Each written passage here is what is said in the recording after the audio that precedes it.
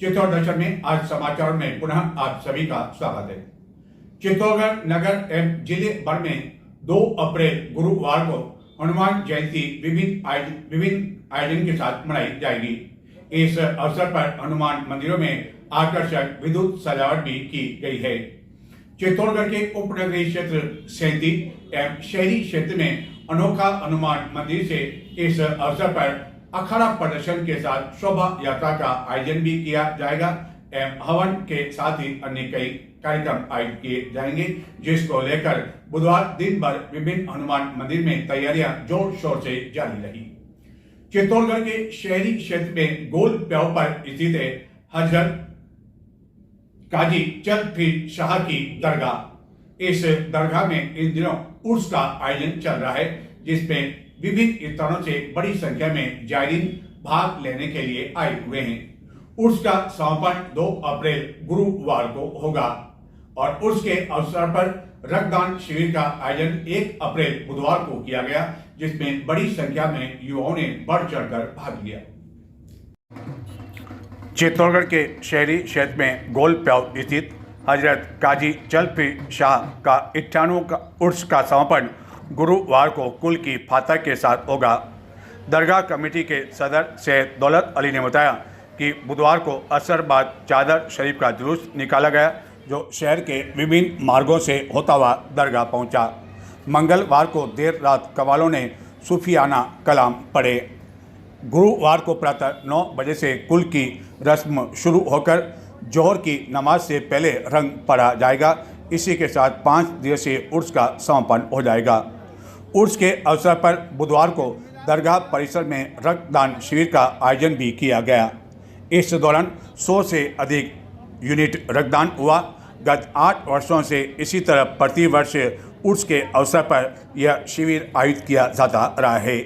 कई युवाओं ने इस दौरान पहली बार रक्तदान किया और रक्तदान करने के बाद उन्होंने बताया कि उन्हें काफ़ी अधिक खुशी हुई और काफ़ी अधिक वह सुकून महसूस कर रहे हैं कि उनका रक्त किसी के काम आएगा।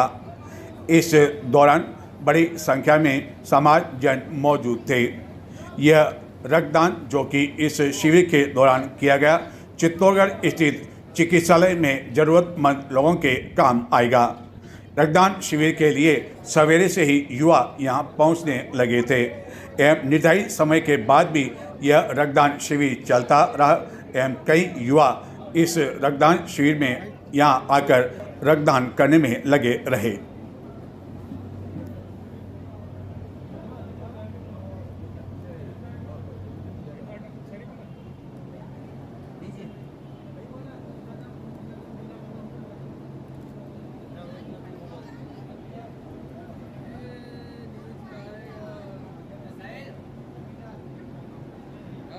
मैं मुबारकान संस्थापक काजी भैया बुलट फाउंडेशन काजी भैया के 98वें उर्स के मुबारक मौके पर काजी भैया दरगाह ट्रस्ट और काजी भैया बुलट फाउंडेशन द्वारा एक विशाल रक्तदान शिविर आयोजित किया जा रहा है काजी भैया के उर्स के मुबारक मौके पर, जिसमें कई युवाओं ने आज पहली बार रक्तदान किया है और अभी रक्तदान शिविर 5 बजे तक चलेगा और 100 यूनिट के करीब हो चुका है और अभी और डोनर आ रहे हैं हमारे।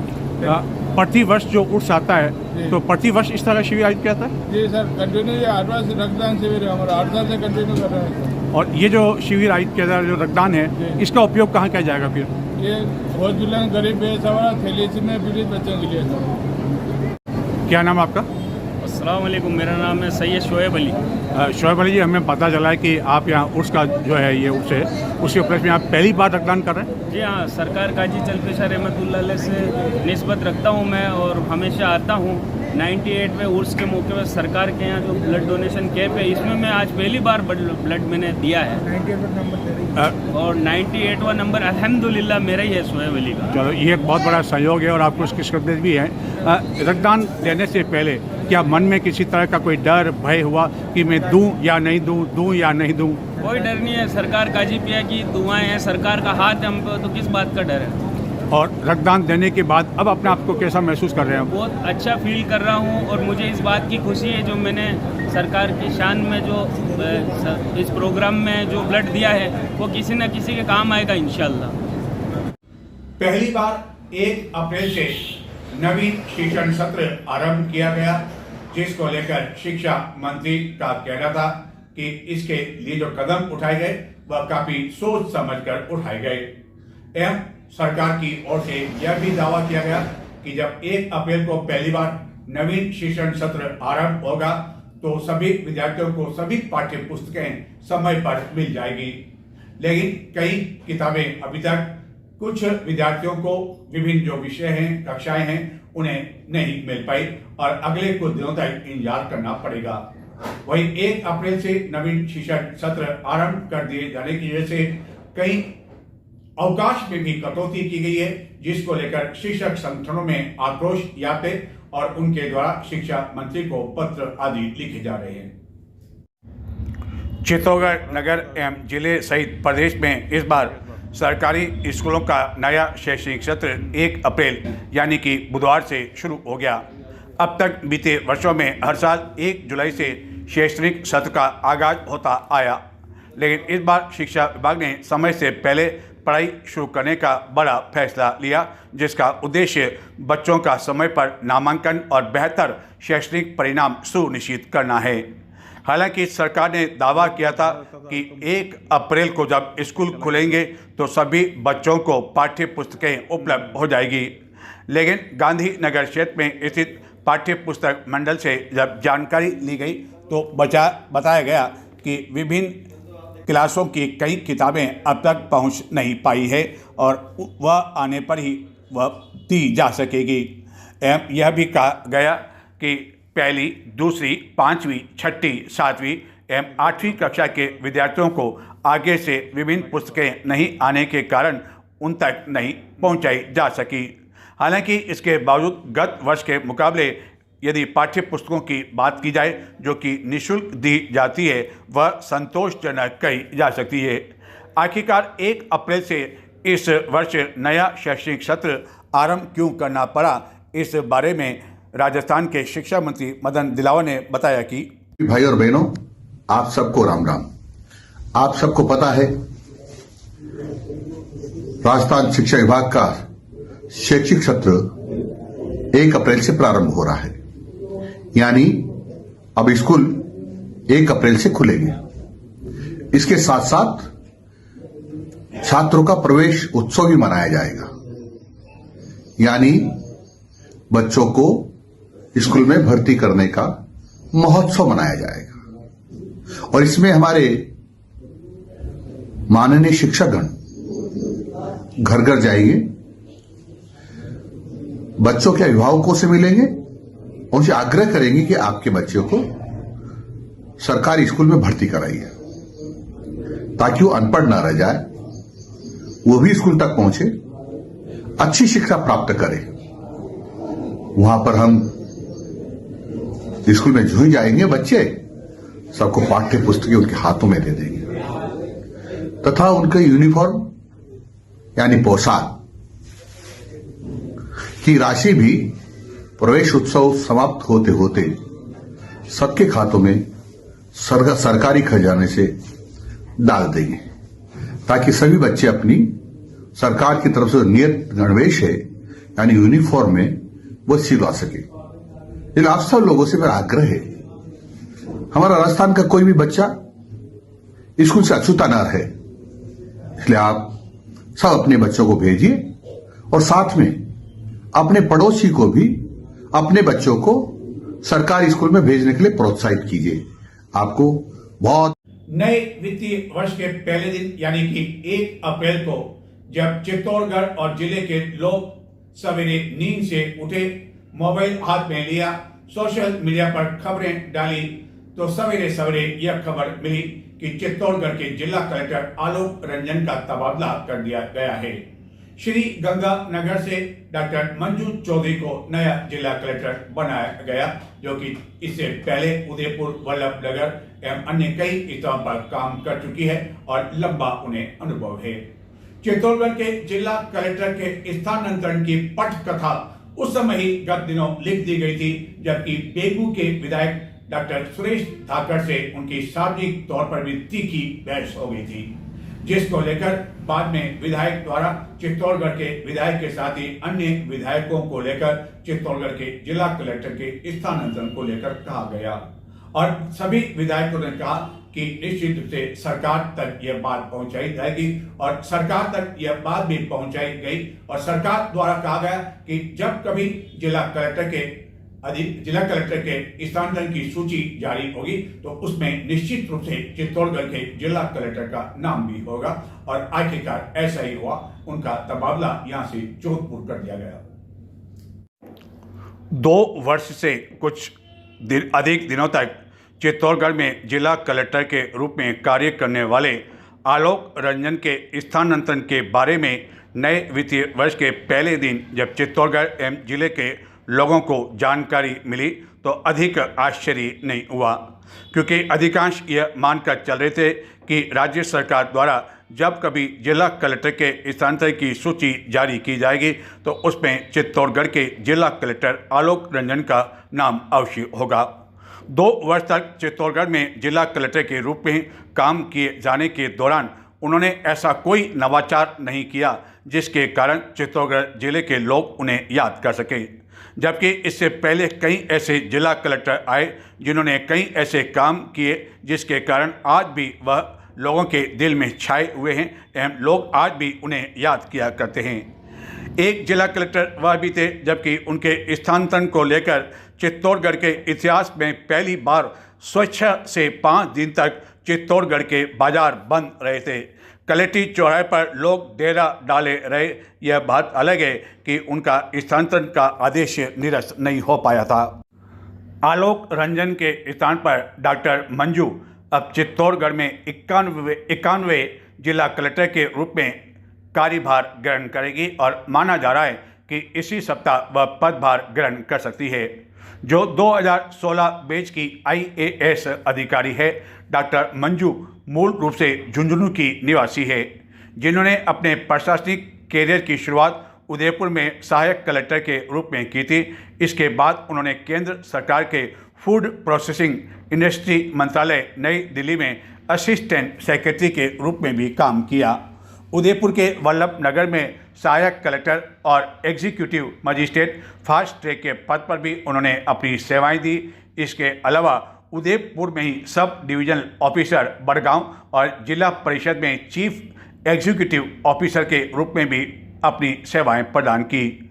ऊर्जा विभाग जयपुर में जॉइंट सेक्रेटरी और उदयपुर में एक्साइज विभाग में एडिशनल कमिश्नर के रूप में कार्य करने के बाद 2024 में श्री गंगानगर की जिला कलेक्टर बनी, जहां से उन्हें चित्तौड़गढ़ स्थानांतरित किया गया। डॉक्टर मंजू के जिला कलेक्टर बनने के बाद अब चित्तौड़गढ़ जिले की जो प्रभारी मंत्री है वह भी महिला के रूप में उनका नाम भी संयोगवश मंजू बागमार है। इसी तरह अतिरिक्त कलेक्टर प्रशासन की बागडोर भी एक महिला अधिकारी के पास है एवं चित्तौड़गढ़ की एडिशनल SP के साथ ही उपखंड अधिकारी भी महिला है। यानी कि अब कुल मिलाकर महिलाओं का राज चलेगा और माना जा रहा है कि महिलाएं होने के बावजूद चित्तौड़गढ़ को यदि विकास की दृष्टि से बात की जाए तो एक नया रास्ता मिल सकता है, क्योंकि डॉक्टर मंजू को एक लंबा प्रशासनिक अनुभव है और यह भी उम्मीद की जा रही है कि वह चित्तौड़गढ़ में अपने कार्यकाल के दौरान कुछ नवाचार दृष्टि से भी कदम उठाएगी। अब यह हकीकत में तो जब वह पदभार ग्रहण करेगी और उसके बाद यहाँ काम करेगी तब पता चल पाएगा कि वह अपने कार्य से अमिट छाप छोड़ पाती है या नहीं। चित्तौड़गढ़ जिले के बेगू क्षेत्र में स्थित प्रसिद्ध जोगनिया माता का मंदिर प्रति वर्ष नवरात्रि के दिनों में यहाँ भक्तों का सैलाब उमड़ पड़ता है एवं प्रतिदिन भी कई भक्त यहाँ दर्शन करने के लिए आते हैं और इसी जोगनिया माता में एक भक्त न केवल अपने परिवार को बल्कि 8 बसों में 800 से अधिक भक्तों को दर्शन कराने के लिए ले गया और इसके पीछे किसी तरह की कोई मन्नत नहीं, बस केवल मन में श्रद्धा, आस्था और विश्वास। और इस दौरान 56 भोग का आयोजन किया गया। 101 मीटर लंबी चुनरी भी माताजी को चढ़ाई गई। चित्तौड़गढ़ जिले के बेगू क्षेत्र में स्थित है प्रसिद्ध जोगनिया माता का मंदिर, जहां खास तौर पर नवरात्रि के दौरान हजारों की संख्या में भक्तों का रेला उमड़ पड़ता है और दर्शन के लिए इतनी अधिक भक्तों की लंबी कतार लग जाती है कि एक एक घंटे तक भी भक्तों को इंतजार करना पड़ता है। इस दौरान कई लोगों द्वारा यहाँ निःशुल्क भंडारा का आयोजन भी नवरात्रा के दौरान किया जाता है और इसी जोगड़िया माता के प्रति चित्तौड़गढ़ के शास्त्री नगर चौराहे के समीप स्थित प्रसिद्ध गुजरात नाश्ता के संचालक रूपलाल साहू, उनकी भी कई वर्षों से इसके प्रति भक्ति, आस्था और श्रद्धा है। इसी आस्था और श्रद्धा को लेकर वह 8 बसों में 800 से अधिक कई भक्तों को लेकर जोगड़िया माता मंदिर पहुँचे, जहाँ की 56 भोग का आयोजन किया गया। बैंड बाजों के साथ 101 मीटर लंबी चुनरी भी जोगड़िया माता को समर्पित की गई और ओढ़ाई गई। इस अवसर पर भक्तों में भी काफ़ी अधिक उत्साह देखने को मिला।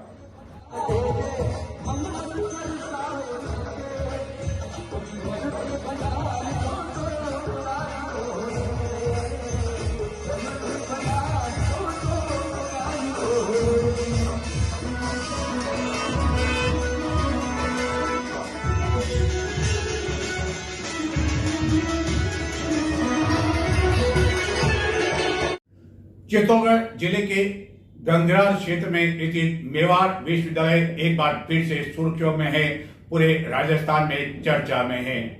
दरअसल मेवाड़ विश्वविद्यालय में कई तरह की अनियमितताओं को लेकर गत दिनों उदयपुर संभागीय आयुक्त के संयोजन में एक जांच कमेटी का गठन किया गया था। इस जांच कमेटी द्वारा मेवाड़ विश्वविद्यालय से संबंधित कई तरह की जांच पड़ताल की गई और अपनी रिपोर्ट सौंप दी गई और इस रिपोर्ट में कई तरह के चौंकाने वाले खुलासे सामने आए हैं। न केवल प्रवेश बल्कि डिग्री को लेकर भी कई तरह के सवाल उठाए गए और मेवाड़ विश्वविद्यालय को नोटिस जारी कर 45 दिन में इसका जवाब देने को कहा गया है। यह वही मेवाड़ विश्वविद्यालय है जिसके द्वारा 2022 में BSc नर्सिंग पाठ्यक्रम में कई विद्यार्थियों को मान्यता नहीं होने के बावजूद प्रवेश दे दिया गया, जिसको लेकर काफी हंगामा हुआ, बवाल हुआ, जिसके बाद मेवाड़ विश्वविद्यालय में अवकाश भी घोषित करना पड़ा और उसके बाद पुलिस बल भी बुलाना पड़ा था। लेकिन अब कई तरह के जो है इस पर जांच को लेकर कमेटी ने कई तरह की सवाल उठाए। अब देखना ही है कि सरकार इस पर ताला लगाएगी या कोई बड़ा कदम उठाएगी। ये बात अलग है कि मेवाड़ विश्वविद्यालय यह तर्क दे रहा है कि जांच कमेटी ने जो जांच की उसमें कई बिंदु के बारे में उन्हें जो गलत ठहराया गया वह सही नहीं है। चित्तौड़गढ़ जिले के गंगरार क्षेत्र में स्थित मेवाड़ विश्वविद्यालय में कई तरह की अनियमितताओं को लेकर अब सरकार ने ही सवाल खड़े कर दिए हैं, जबकि अब तक कई विद्यार्थियों द्वारा मेवाड़ विश्वविद्यालय को लेकर आरोप प्रत्यारोप लगाए जाते रहे हैं। फर्जी डिग्रियां बांटने के मामले में राज्य सरकार ने चित्तौड़गढ़ जिले के गंगरार क्षेत्र में स्थित मेवाड़ यूनिवर्सिटी पर शिकंजा कसना शुरू कर दिया है। यूनिवर्सिटी को सबसे पहले उच्च शिक्षा विभाग ने 2025 में 15 में नोटिस दिया था। हालांकि मामला बाद में न्यायालय में चला गया था और गत दिनों संभागीय आयुक्त स्तर पर इसकी जांच पड़ताल की गई। जांच पूरी होने के बाद उच्च शिक्षा विभाग ने नोटिस देकर मेवाड़ यूनिवर्सिटी से 45 दिन में जवाब मांगा है, जिसमें कहा गया कि यूनिवर्सिटी के प्रावधानों का उल्लंघन करने और अनियमितताओं के चलते क्यों न परिसमापन आदेश जारी कर दिए जाएं। सरकार ने फर्जी डिग्रियां बांटने, कोर्स में फर्जी एडमिशन व अन्य मामलों को लेकर उदयपुर संभागीय आयुक्त के संयोजन में जांच कमेटी गठित की थी। रिपोर्ट में कई तरह की अनियमितताएं सामने आई। गत वर्ष कृषि मंत्री किरोड़ीलाल मीणा ने भी यूनिवर्सिटी में छापा मारा था। कॉमर्स के एक छात्र को कृषि डिप्लोमा देने का मामला सामने आया था। राज्य सरकार द्वारा अब मेवाड़ यूनिवर्सिटी को फर्जी डिग्री जारी करने और अन्य अनियमितताओं को लेकर परिसमापन की कार्रवाई के लिए कारण बताओ नोटिस जारी कर यूनिवर्सिटी को 45 दिनों के अंदर नोटिस का बिंदुवार जवाब देने को कहा गया है। यूनिवर्सिटी के अधिनियम 2009 की धारा 44 कि उपधारा 2 और 3 के तहत संभागीय आयुक्त उदयपुर के संयोजन में 7 अप्रैल 2024 और 4 सितंबर 2025 को जांच समिति गठित की गई थी। इस समिति की तरफ से की गई जांच में विश्वविद्यालय में कई तरह की अनियमितताएं पाई गई। जांच समिति की रिपोर्ट के अनुसार मेवाड़ विश्वविद्यालय चित्तौड़गढ़ में प्रवेश से लेकर परिणाम तक दस्तावेजों का नियमानुसार संधारण नहीं किया जा रहा है। विश्वविद्यालय द्वारा एक DAESI डिप्लोमा कोर्स में वर्ष पर्यंत तक प्रवेश दिया जा रहा है एवं नियम विरुद्ध परीक्षा में बैठाया जा रहा है। DAESI पाठ्यक्रम की जांच में पाया गया कि छात्रों को परीक्षा आयोजन के पश्चात भी प्रवेश दिया जाकर उपाधियां प्रदान की जाती रही। इसी तरह अन्य कई दिशा निर्देशों का उल्लंघन किया गया। विश्वविद्यालय के अकादमिक परिषद के निर्णय को दरकिनार करते हुए DAESI पाठ्यक्रम का संचालन किया जाकर छात्रों को प्रमाण पत्र जारी कर दिए गए, जो कि राज्य सरकार की नोडल एजेंसी SAMETI के प्रावधानों का स्पष्ट रूप से उल्लंघन है। साथ ही दिशा निर्देशों का उल्लंघन करते हुए क्षमता से कई अधिक विद्यार्थियों को पाठ्यक्रम में प्रवेश दे दिया गया, जिनकी संख्या क्षमता से कई अधिक पाई गई। जांच में यह भी पाया गया कि पाठ्यक्रम संचालन में भी दिशा निर्देशों की अवहेलना करते हुए न तो निर्धारित बैच बनाए गए और सभी छात्रों के क्लासरूम सेशन एवं फील्ड विजिट तक भी नहीं करवाया गया। जांच समिति ने अपनी रिपोर्ट में यह भी पाया कि विश्वविद्यालय द्वारा विद्यार्थियों को एक पाठ्यक्रम के लिए निर्धारित शुल्क 28,000 रुपये के स्थान पर अलग अलग शुल्क वसूल किया गया।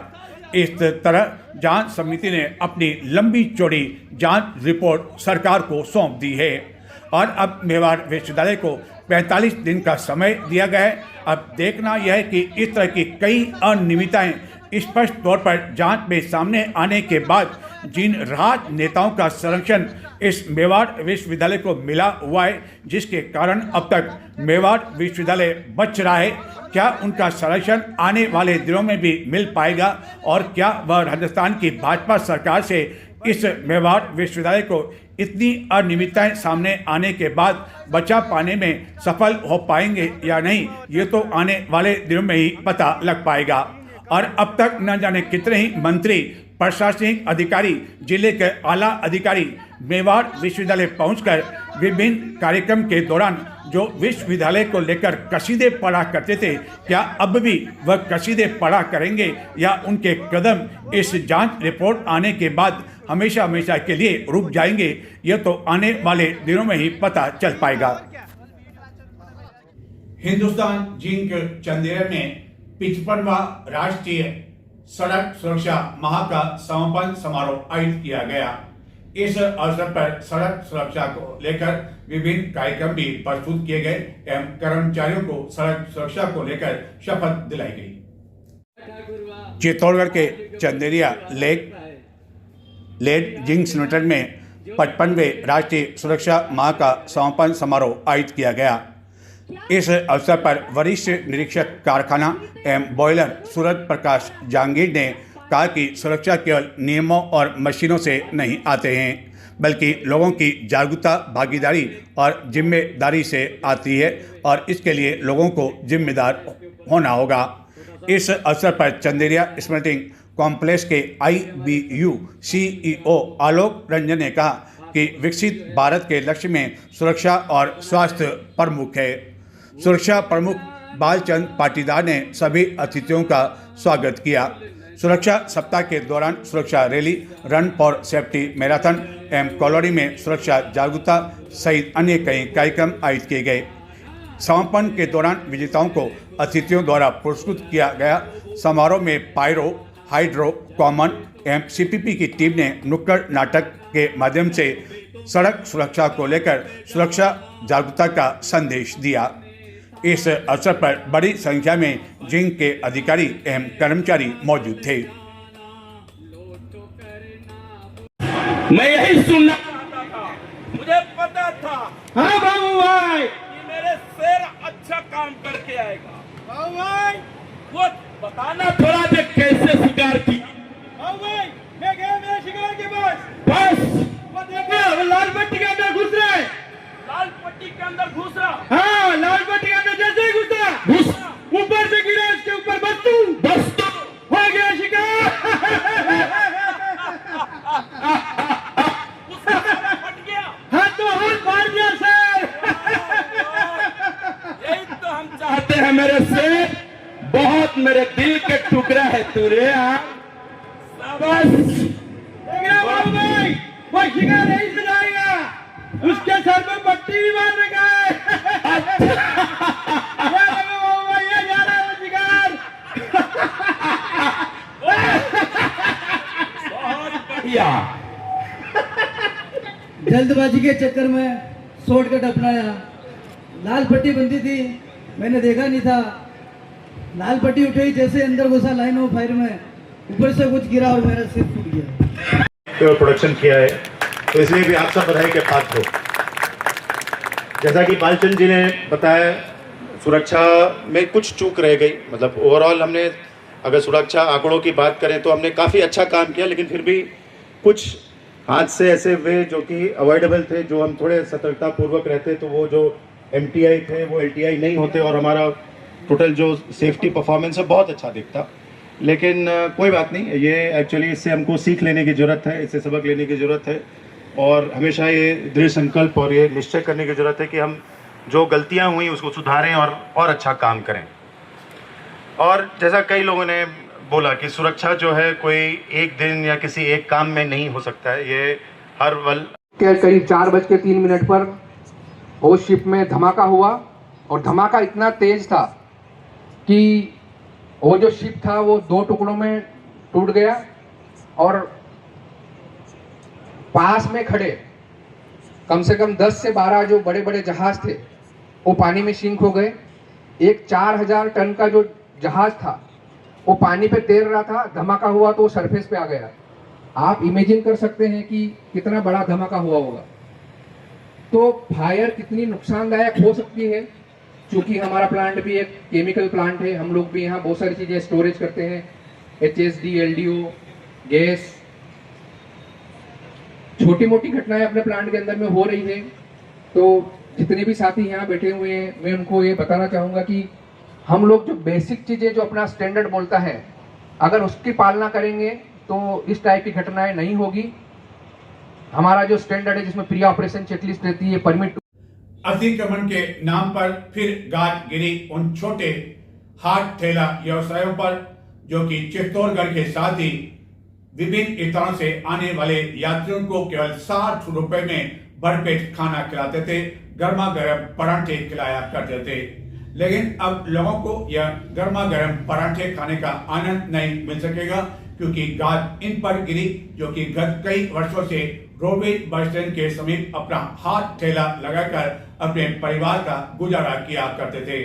लेकिन नगर परिषद को न जाने क्यों छोटे व्यवसायों पर पीला पंजा चलाना रास आ रहा है और बड़े बड़े व्यापारी अपनी दुकानों के आगे बड़ा बड़ा कब्जा करके बैठे हुए हैं, लेकिन उनके खिलाफ किसी तरह की कोई कार्रवाई नहीं की जाती है। चित्तौड़गढ़ में नगर परिषद के अतिक्रमण निरोधक दस्ते की गाज गिरी फिर उन छोटे छोटे व्यापारियों पर जो कि हाथ ठेला लगाकर अपना और पूरे परिवार का पेट पालन कर रहे थे। गत कई समय से रोडवेज बस स्टैंड के समीप वह पराठे के हाथ ठेला लगाया करते थे, लेकिन बुधवार को हुई कार्रवाई के दौरान नगर परिषद के अतिक्रमण निरोधक दस्ते द्वारा इन सभी को तहस नहस कर दिया गया। व्यापारी काफ़ी मिन्नत करते रहे कि उन्होंने तो सड़क के किनारे दुकानें लगा रखी है और यह शहर का मुख्य मार्ग भी नहीं है जिससे यातायात प्रभावित हो रहा हो, लेकिन आखिरकार अतिक्रमण निरोधक दस्ते इन छोटे व्यापारियों की सुनता कम है और गत कई समय से यह देखा जा रहा है कि ऐसे छोटे छोटे व्यापारियों के खिलाफ ही कार्रवाई की जा रही है, जहाँ की केवल 60 रुपये में यहाँ आने वाले यात्रियों के साथ ही कई लोग गर्मा गर्म पराठे का आनंद लिया करते थे।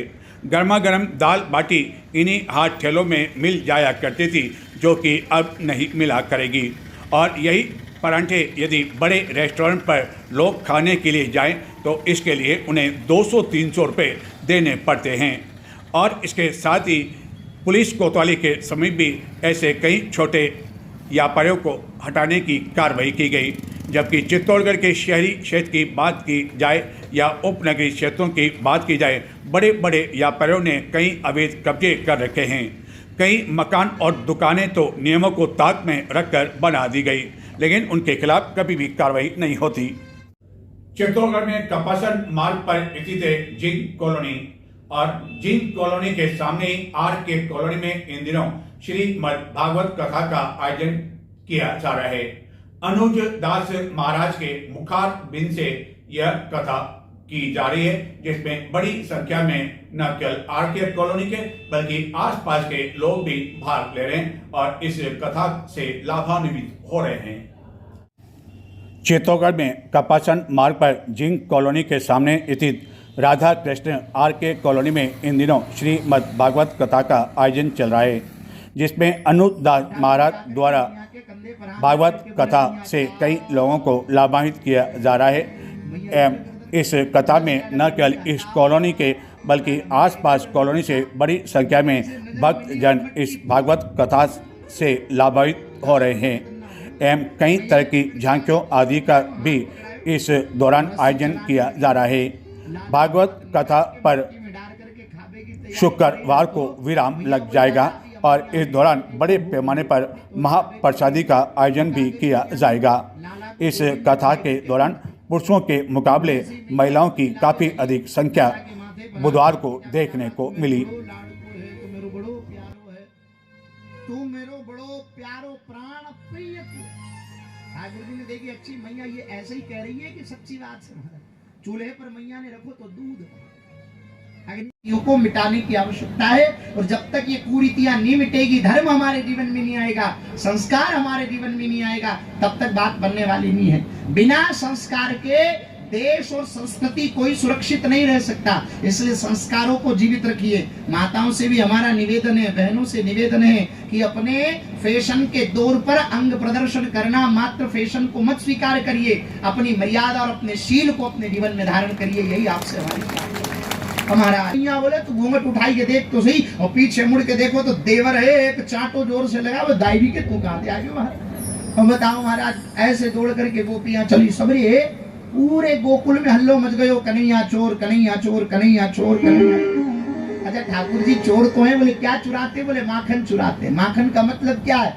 मन चुराते हैं। हाँ, भगवान ने धन की चोरी नहीं करी, संपत्ति की चोरी नहीं करी, भगवान ने मन की चोरी करी। और जब तक हम अपना मन भगवान के चरणों में नहीं देंगे तब तक बात बनने वाली नहीं है। इसलिए सबरी महाराज सबरे ग्वालवाल महाराज मंडली बनाई करके सलाह कर ली, और ये महाराज जहाँ जहाँ मटकियां टंगी हुई नजर आवे वहीं भगवान मटकियां तोड़वे के लिए चल पड़े। सबरे ग्वाल संग लेकर के कन्हैया गोरियों में घूमते और किस प्रकार माखन चोरी की लीला भगवान करते हैं। छोटी छोटी गैया छोटे छोटे ग्वाल, अरे छोटो सो मेरो मदन गोपाल।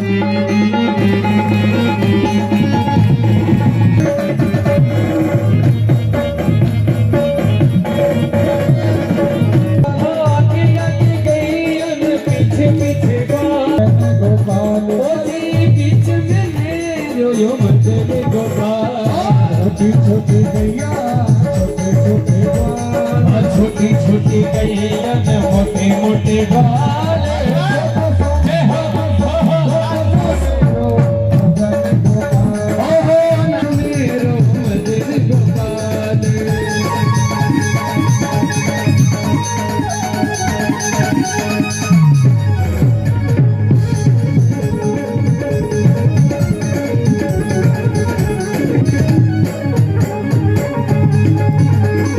छोटी छोटी लंगुटी छोटे छोटे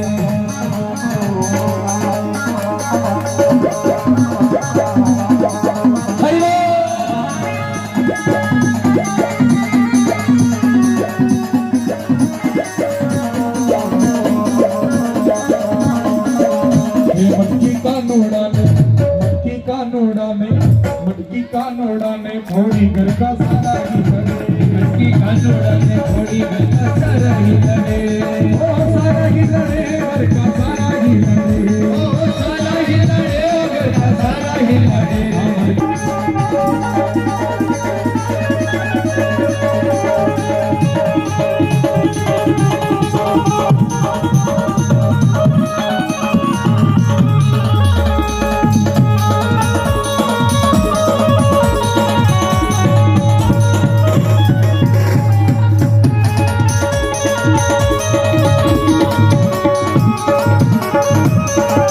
देवर पार पे लड़े तो रानी पार पे लड़े,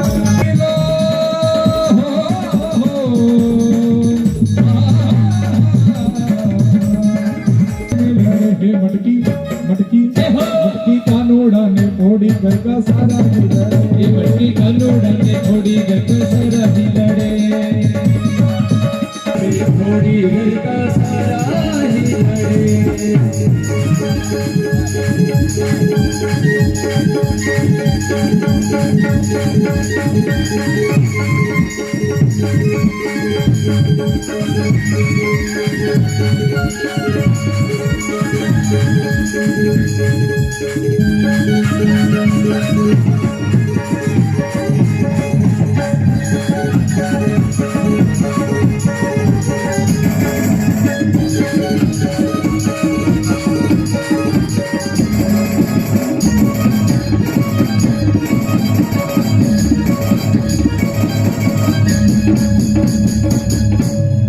मटकी